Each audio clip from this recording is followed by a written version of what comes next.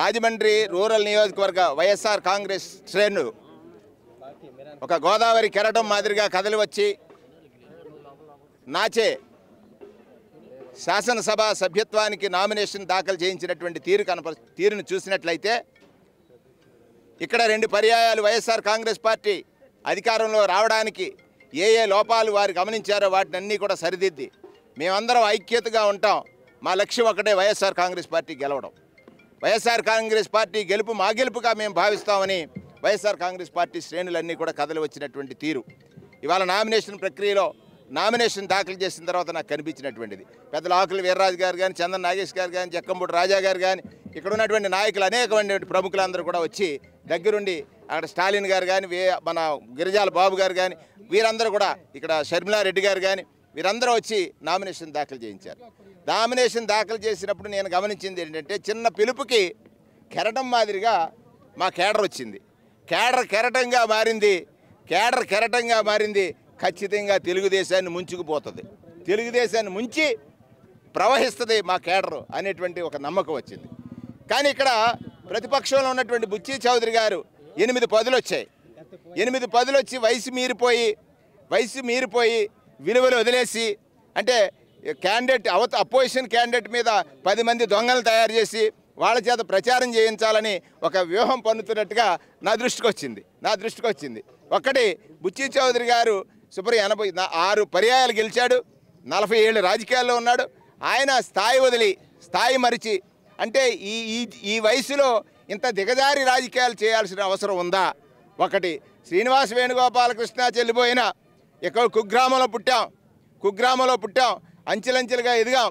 మా నాయకుడు రాజశేఖర రెడ్డి గారు కానీ, ఇక్కడ ఉన్నటువంటి జక్కంపూడి రామ్మోహన్ రావు గారు కానీ, ఆ రోజు అల్లూరి కృష్ణంరాజు గారు, జక్కంపూడి రామ్మోహన్ రావు గారు, రాజశేఖర రెడ్డి గారు, వారు జగన్మోహన్ రెడ్డి గారు, అలాగే ఈ జిల్లాలో ఉన్నటువంటి అనేక మంది ప్రముఖులు నన్ను ఆశీర్వదించారు. నా ఎదుగుదల అన్ని అంచెలంచెలుగా వచ్చింది, ఎక్కడా స్పాట్ లేదు. జిల్లా పరిషత్ 5 ఏళ్ళు పరిపాలించాను, మచ్చ వేయడానికి లేదు. ఇవాళ మంత్రిగా మచ్చలేదు. కానీ నువ్వు వెతుకుతున్నావు ఏమిటి? నువ్వు మాట్లాడే మాటలు జనం నమ్మేటట్టుగా ఉండాలి. ఎక్కడ బళ్ళు కొబ్బరి బొండాలు అవి మా నాయకుడు పలుకుతాడు. ఆయనకు కావాల్సి వచ్చి ఎందుకంటే నేను ఆయనకి వ్యతిరేక చెప్పాను కాబట్టి నీకు చెప్తాను, ఖచ్చితంగా నీకు చెప్తాను. బొండాలు ఎవరు కొట్టారు, ఇసుకను ఎవరు తోశారు, ఇసుక తోయడానికి నువ్వు ఎవరిని ఉపయోగించావు, తోసిన దాన్ని ఎక్కడ పెట్టావు, నీకు వ్యతిరేకత ఎలా ప్రారంభమైంది, ఇవన్నీ నాకు తెలుసు.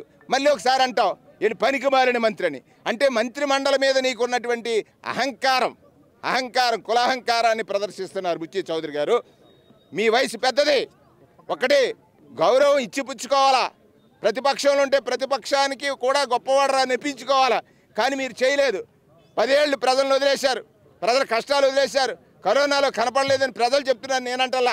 నేనంటలా ప్రజలు చెప్తున్నారు. ఎక్కడికి వెళ్ళినా కూడా ప్రజల కష్టాలని గాలికి వదిలేసి అధికారం కోసం చంద్రబాబు నాయుడు గ్రహించి మీకు సీట్ ఇవ్వనంటే దుర్గేష్ గారిని హింసించినటువంటి తీరు ఇక్కడ ఉన్నటువంటి సామాజిక వర్గీయులు అందరూ గమనించారు.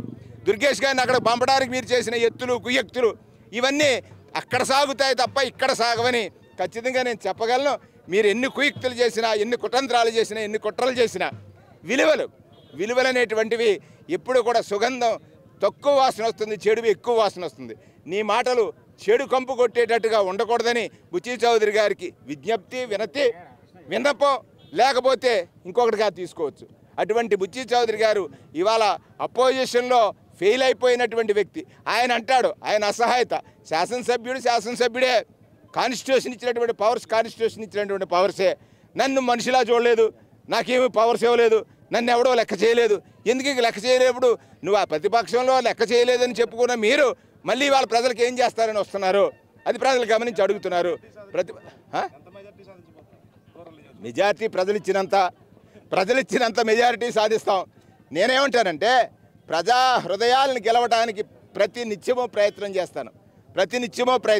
100 రోజుల్లో ప్రజలు ఈ దశగా నన్ను ఆశీర్వదించడానికి ముందుకొచ్చారంటే అదే నేను విజయంగా భావిస్తున్నాను.